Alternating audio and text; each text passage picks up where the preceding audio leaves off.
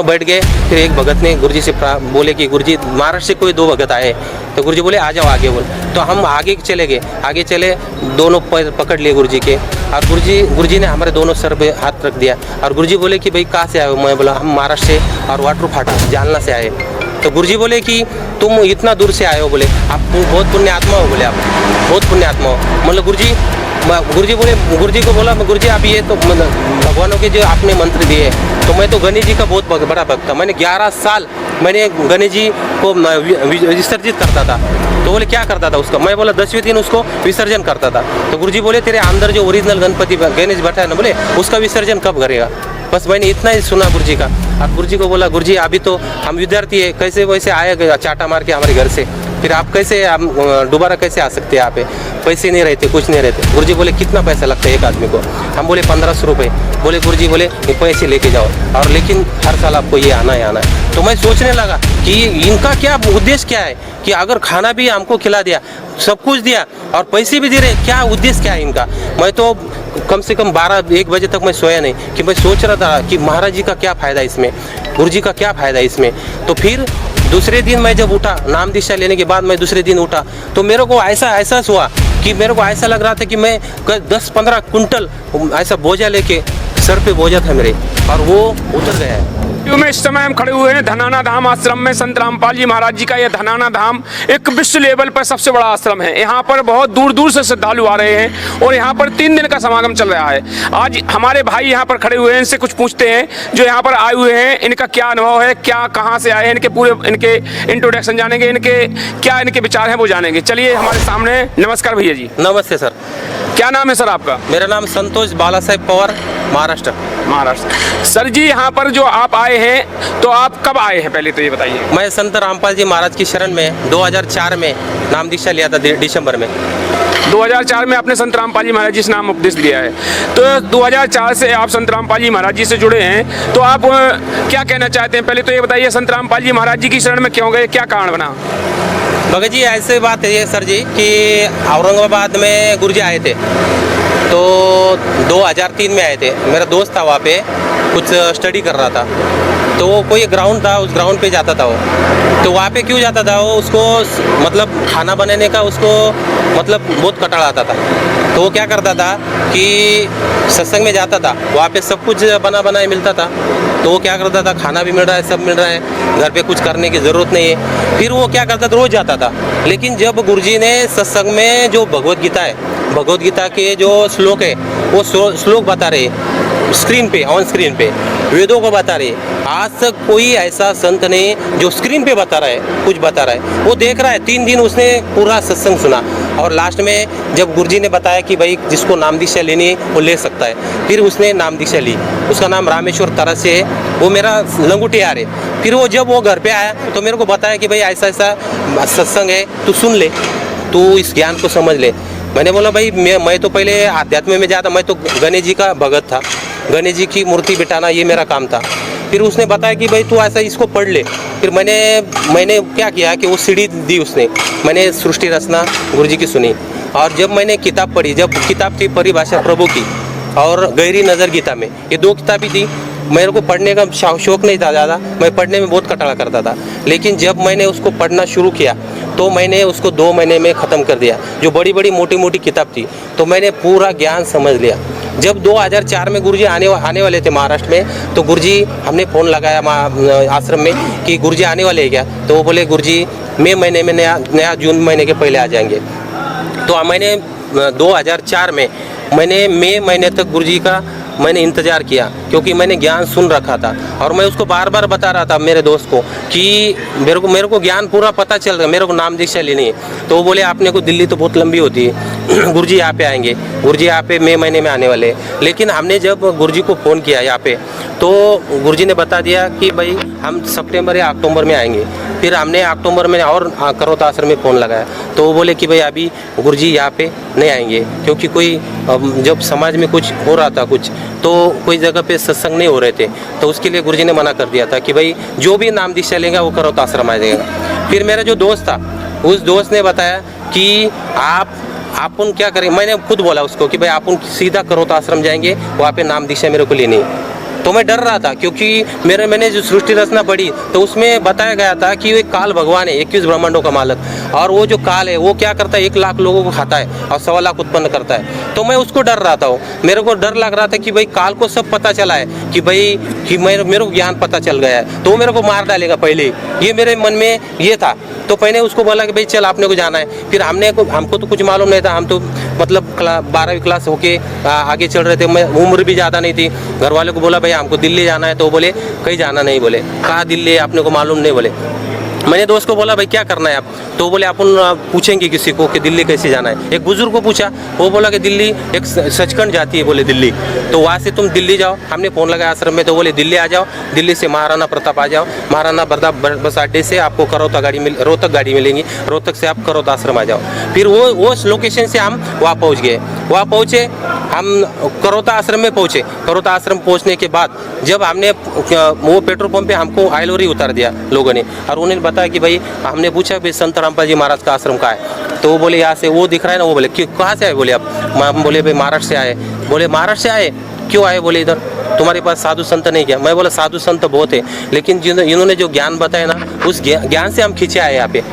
बोले इतनी उम्र छोटी है तुम्हारी पढ़ने लिखने की, अपने पास तुम्हारे इधर क्या संत नहीं कोई। मैं बोला संत तो बहुत है, लेकिन अभी यहाँ का सत्संग जो है हम सुनेंगे 3 दिन के लिए। नहीं, बोले वहाँ जाओ मत। बोले क्यों ना जाए, बोले नहीं मत जाओ, बोले आपको लूट लेंगे, ये करेंगे वो करेंगे। वो हमारे को उन्होंने बहका दिया कि आप मत जाओ वहाँ पे। और हमारे दोस्त को तो सब मालूम था, लेकिन मैं डर गया भगत जी, मैं डर गया कि मेरे पैरों तले तो जमीन खिसकी कि भाई इतना लंबे दूर से आए और यहाँ से नज़दीक के लोग ऐसा कुछ बोल रहे, फिर आप कैसे जाएंगे।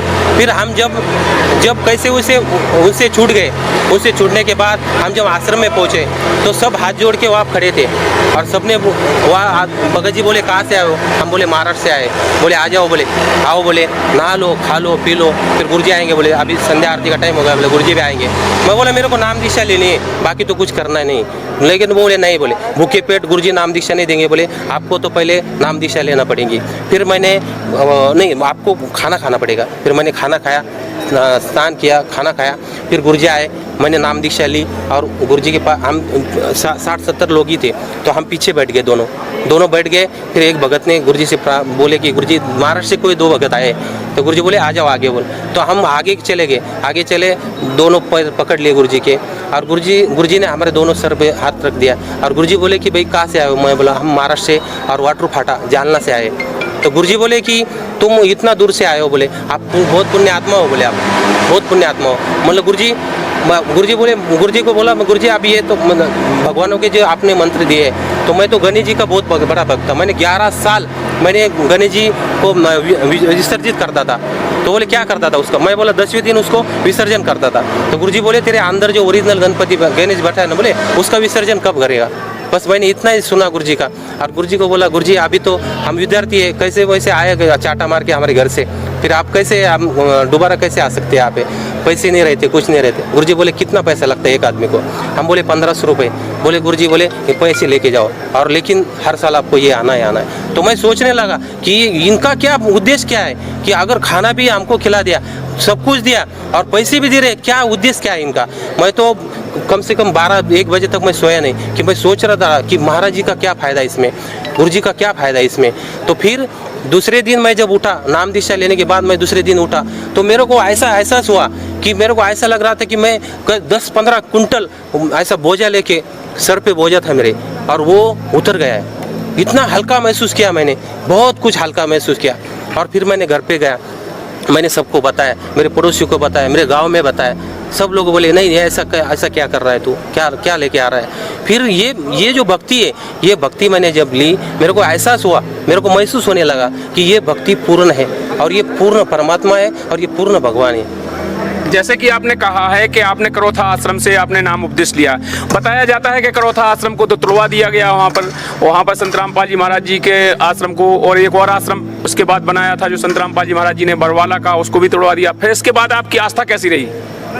देखो भगत जी, हम जो गए, हम वहाँ जो गए ज्ञान से गए थे, और जो ज्ञान की श्रद्धा रहती ना वो टूटती नहीं।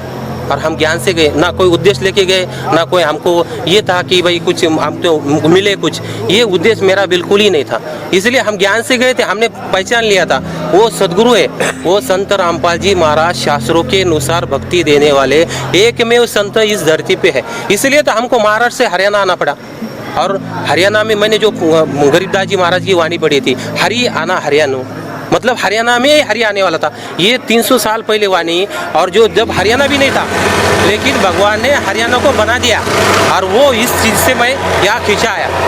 और जो आश्रम थे वो तोड़ने की जो कोशिश थी, जो हरियाणा, जो यहाँ के जो विरोधी लोग थे, जो यहाँ पे मूर्ति पूजा थी, उसका नाश करने के लिए संत रामपाल जी महाराज का ज़्यादा ये था, उसके लिए ये लोगों ने उन पर हमला करने की कोशिश की। संत रामपाल जी महाराज जी से आप जुड़े हैं, जुड़ने के बाद बताया जाता है कि संत रामपाल जी महाराज जी से कई प्रकार के लाभ होते हैं। अब आप तो 2004 से जुड़े हैं, तो आपको कोई लाभ हुआ है जब से? देखो भगत जी, संत रामपाल जी महाराज जी से मैंने नाम दीक्षा ली ना, उससे मेरे को बहुत लाभ हो गए।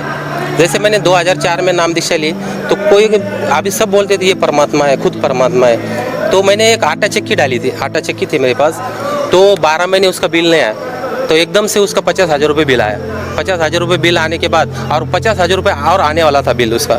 तो फिर मैंने क्या किया कि 10,000 रुपये तो मैंने ऐसे वैसे उसको, मेरे को लगा नहीं कि इतने बिल आ सकता है। मैंने पकड़ा था कि 20-25 हज़ार रुपये बिल आएगा मेरे को। लेकिन जब बिल मेरे को 50,000 आया आधी रीडिंग का, और आधी रीडिंग बाकी थी, तो मेरा 1 लाख रुपये बिल था। तो मैंने तो ऐसे सहज बोल दिया कि भगवान, अगर आपने सब सृष्टि रची है, अगर एक शब्द से आपने कुछ ब्रह्मांड रचे, तो मेरा इतना बिल भर दो। मैंने ऐसे सहज में बोल दिया था, मेरे को ऐसा लगा नहीं था। फिर क्या हो गया कि मैंने 10,000 रुपये मैंने भर दिए। मैं बोला अगले महीने मैं कुछ भर दूंगा, तो फिर उसने 10,000 रुपये मेरे भर लिए। तो अगले महीने क्या हो गया कि परमात्मा ने मेरा पूरा बिल भर दिया था। उसके प्रमाण भी लाया था मैंने साथ में, और वो प्रमाण भी बताया था आश्रम में आके कि उसके बाद 22 साल में मेरे को कोई बिल नहीं आया भगत जी, कोई बिल नहीं आया। और उसके बाद जब एक बार क्या हो गया था कि मैं एक ऊपर सो रहा था, एक छत पे सो रहा था, और सवेरे के 3:30 बजे का टाइम था। 3:30 बजे क्या हो गया कि दो यमदूत इधर से ऐसे जा रहे थे, ऊपर से एक तार था, उस तार के ऊपर से जा रहे थे। और मैं तो सोया था, गर्मी का मौसम था, बाहर कूलर लगाया था, और कूलर लगाने के बाद क्या हो गया था, मैं दरवाजा खुला रखा था हवा आने के लिए। तो मेरे को गुरुजी ने प्रेरणा कर दी कि भाई यमदूत जा रहे हैं ऊपर से। तो मैंने ऐसे देखा, तो वो ऐसे जैसे आदमी तैरता है ना, वैसे तैर रहे थे, तो दो तैर रहे थे वो। तो ऐसे तैर, मैंने देखा, देखने के बाद मैं डर गया। डरने के बाद मैंने क्या किया, दरवाजा सीधा खींचा और जोर से लगा दिया। फिर मेरे भगतमती उठी, वो बोली क्यों दरवाजा लगाया आपने इतना जोर से? मैं बोला मेरे को यमदूत दिखे दो। तो वो बोले कि नहीं ऐसा नहीं हो सकता, तो मेरे को भी देखना है। फिर उसने दरवाजा खोला, देखा तो कोई यमदूत नहीं दिखा। तो फिर मेरे को ऐसा लगा कि कोई कल्पना हो सकती है मेरी। तो क्या हो गया, दूसरे दिन मैंने उसको देखा था, मेरे दिमाग में था कि मैंने यमदूत को देखा था, और गुरुजी ने मेरे को बोला था भाई यमदूत जा रहा है ऊपर से, वो देख ले। तो मैंने उसको देखा था, मैंने दर्शन कर लिए थे, पक्का होते ही मेरे पास दिमाग था। तो फिर मेरा दोस्त था, जिस साइड से यमदूत जा रहे थे उस साइड में मैंने एक जन को पूछा कि भाई तुम्हारे इधर कोई मौत तो नहीं हुई? तो उसने बताया कि भाई सवेरे एक बुड्ढी की मौत हुई 4 बजे। जैसे 3:30 बजे मेरे को यहाँ से दिखे, और वो 4 बजे उस बुड्ढी को समझो उस आत्मा को लेके गए। तो वो सही था। और एक बार खुद ब्रह्मा जी, विष्णु और महेश तीनों भी मेरे सामने खड़े हुए थे, और ब्रह्मा जी मेरे को दिख रहे थे पूरे। और उन्होंने बताया कि भाई तू तो हमारा बहुत लाडला है, बोले तू बता, बोले क्या होना तेरे को, कुछ भी बोले कुछ भी देंगे हम तेरे को, आज तू कुछ भी मांग ले, बोले तेरे को MP होना, कुछ मतलब आमदार होना है, खासदार होना है, क्या होना है बता, बोले। तो मैंने बताया कि मेरे को तो कुछ नहीं, मैंने हाथ जोड़ दिया उनको, मैंने बोला कि मेरे को कुछ नहीं चाहिए आपसे, मेरे को बस मोक्ष ही चाहिए, बस दूसरा कुछ नहीं चाहिए। तो वो बोले भाई वो तो हम नहीं दे सकते आपको, वो तो आपको वही देगा जो आपका गुरु है। मैं बोला कौन देगा? बोले वो जो ही अपना गुरु है ना तुम्हारा, वही आपको मोक्ष देगा। ये ऐसे कुछ मेरे को बहुत सारे ऐसे लाभ हुए भगत जी, क्या क्या बताए। पहली बात तो आध्यात्मिक तो बहुत बड़ा लाभ हुआ था मेरे को। देखिए, जो आपने कहा है कि हमें देवी देवताओं के दर्शन हुए, ब्रह्मा जी के दर्शन हुए, ब्रह्मा जी ने भी बताया कि आपके संत रामपाल जी महाराज जी ही पूर्ण गुरु हैं, वही मोक्ष देंगे। जैसे कि आज की जनरेशन है, वो कैसे इन बातों पर विश्वास करे कि एक संत है जो मोक्ष दे सकता है, एक संत किसी देवी देवताओं के दर्शन करा सकता है। आपने बताया कि हमारा बिजली का बिल 1 साल तक का हमारे गुरु जी ने भर दिया। तो जो आज के लोग हैं, जो कैसे विश्वास करेंगे इस बात पर? क्या इसका आधार है? क्या कैसे बता सकते हैं अपने को कि जो संत होता है वो कैसे इन वचनों के पावर से क्या कह सकता है? इसके लिए क्या कहेंगे आप? देखो, आध्यात्मिक शक्ति सबसे बड़ी होती है, और भगवान कोई बदलता नहीं। जैसे सतयुग द्वापर त्रेता और कलयुग चतुर्युग होते, ये चतुर्युग होते रहते। और जैसे सतयुग द्वापर त्रेता इसमें जैसे लाभ होते आध्यात्मिक लाभ, तो इंसान बदलते, युग बदलते, लेकिन भगवान कभी नहीं बदलते। भगवान वही रहता है और वही भगवान सबको वही लाभ देता है। बस कमी तो अपने में रहती। और यंग जनरेशन क्या हो गया इस कंप्यूटर ज़माने में, आध्यात्म का लुप्त हो जा रहा है। संत रामपाल जी महाराज क्या कर रहे हैं, गाँव सत्संग कर रहे हैं, उसी लिए गाँव पुस्तकें छपवा रहे, बांट रहे, फ्री में बांट रहे। ज्ञान गंगा किताब जो 100 रुपये उसका खर्चा है, वो 10 रुपये 20 रुपये में दे रहे। क्यों दे रहे? कि जो नई जनरेशन है उन्होंने समझना चाहिए इस ज्ञान को, इस ज्ञान का ह्रास हो रहा है। लेकिन ये जो परमात्मा है, ये जो सदगुरु है, ये संत रामपाल जी महाराज है, ये इसको ऊंचा बना रहे इस अध्यात्म को। और देखो एक दिन सब उजाला हो जाएगा। सब अंधेरे में, हम भी अंधेरे में थे, हम भी अंधेरे में चल रहे थे। जो ज्ञान की दृष्टि से हम देख रहे हैं, अब अंधेरे में जा रहे तो पता नहीं कितने कीचड़ है, कितने सांप है वहाँ पे। जब दृष्टि पड़ी देखा, अरे बाबा ये तो बहुत गड्ढे बड़े बड़े। जब दिखा हमको कहा क्या मालूम था, हम भी तो पढ़े लिखे हैं, हमने भी समझ लिया ज्ञान को, हम भी नतमस्तक उस मालिक की इस ज्ञान के सामने। चलिए ठीक है, आपने कहा है तो। और जो आप जैसे संत रामपाल जी महाराज जी की शरण में अगर कोई जाना चाहता है, ज्ञान को समझना चाहता है, तो कैसे समझेगा? इसके लिए कुछ कहेंगे? इसके लिए आपको ये कि मतलब संत रामपाल जी महाराज की जो किताब है वो पूर्ण जो है वो सब धर्म ग्रंथों का निचोड़ है। और उस निचोड़ से आपको समझ में आएगा। इसको पढ़ना चाहिए आपने, आप सब पढ़िए उसको, आप खुद भी पढ़िए। क्यों पढ़िए? कि इस ज्ञान के अंदर इतनी शक्ति है, आध्यात्मिक शक्ति है। जैसे वेदों ने भी खुद बता दिया, नहीं थी। मतलब हम जो ज्ञान बता रहे हैं ये पूर्ण नहीं है। और पूरे जितने भी ये इसमें नक्शा है, खाली भगवान के पास जाने वाला नक्शा है। जैसे हमारे मराठी में ज्ञानेश्वर जी थे, संत ज्ञानेश्वर जी, उन्होंने खुद बताया कि ते गुह्य ज्ञान नामदेव लादले कबीराने कथिले चारों युगी। मतलब इसका मतलब ये होता है कि वो खुद बता रहे हैं कि चारों युगों में कबीर साहब आके इस ज्ञान को बताते हैं। और वो गुह्य ज्ञान नामदेव महाराज को मिला था। जैसे नामदेव महाराज थे, उन्होंने विट्ठल को खाना खिलाया था। हमारे महाराज के जो विट्ठल है सबसे बड़ी मानने वाले सब, और विट्ठल जी को खाना खिलाया था उन्होंने। औंडा है नागनाथ, उसका मंदिर घुमा दिया था। किसने घुमा दिया? ये तो परमात्मा ने घुमा दिया। वो तो विट्ठल ही मान रहे थे नामदेव जी, लेकिन उनको बताया कि विट्ठल होके रोटी खाई, नामदेव की कला बढ़ाई। मैं खुद था, बोले नामदेव, मैं विट्ठल बन के आया तेरे लिए, और मंदिर भी मैंने घुमाया। बोले जो अंका डंका नाम के जो भगत थे वहाँ पे, वो उनकी जान चर्चा होती थी नामदेव जी की, और उनकी चर्चा होती थी। और खुद ज्ञानेश्वर माउली को जो महाविष्णु का अवतार बताया जाता है, जो हमारी मुक्ताबाई थी, वो खुद उनको बताती कि वे महाविष्णु का अवतार था। और वो खुद बता रहे कि कबीरा ने 4 युगों में इस ज्ञान को बनाया है, बताया है लोगों को। और ये गुह्य ज्ञान, ये वेद शास्त्रों के भी मतलब पहले रे। और ये मोक्ष और मुक्ति का इनके पास मुक्तामणि है, इनके पास मुक्तामणि है जो युग से पार नहीं हुआ। ये इस कलयुग में, कलयुग एक नाम आ रहा, सुमर नर उतरे पारा। इस कलयुग में उस नाम को सुमिरन करने वाला आदमी यहाँ से युवा आत्मा यहाँ से पार हो सकती है। और कलयुगी में खाली नाम ही आधार है।